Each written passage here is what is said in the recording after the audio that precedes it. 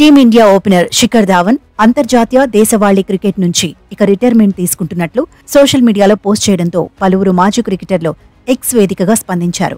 ధావన్ భవిష్యత్తు బావుండాలని కోరుకుంటూ శుభాకాంక్షలు తెలుపుతున్నారు. నీ అద్భుతమైన క్రికెట్ కెరియర్కు అభినందనలు ధావన్ అంటూ భారత ప్రధాన కోచ్ గౌతమ్ గంభీర్ రాసుకొచ్చాడు.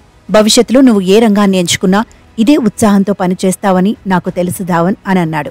మరోవైపు శిఖర్ ధావన్ అంతర్జాతీయ దేశవాళీ క్రికెట్కు రిటైర్మెంట్ ప్రకటించిన నేపథ్యంలో భవిష్యత్ జీవితం ఆనందంగా ఉండాలని మనస్ఫూర్తిగా కోరుకుంటున్నామని బీసీసీఐ వెల్లడించింది.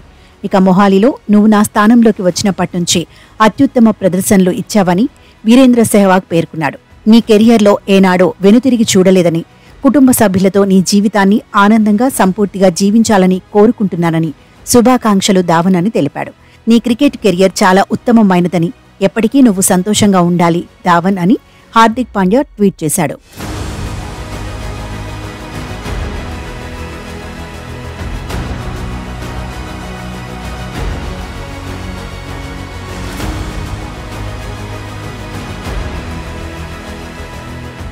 మరోవైపు పంజాబ్ కింగ్స్ నీ విజయాలను చూసి వేడుకలు చేసుకుందని పంజాబ్ కింగ్స్ జట్టు యాజమాన్యం పేర్కొంది.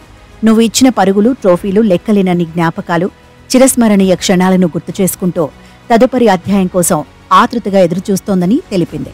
హ్యాపీ రిటైర్మెంట్ గబ్బర్ అంటూ ట్వీట్ చేసింది. నీ సొంత గెలుపు, పేరు కోసం కాకుండా టీం కోసం ధావన్ ఎంతో కృషి చేశాడని భారత మాజీ క్రికెటర్ వసీం జాఫర్ అన్నాడు.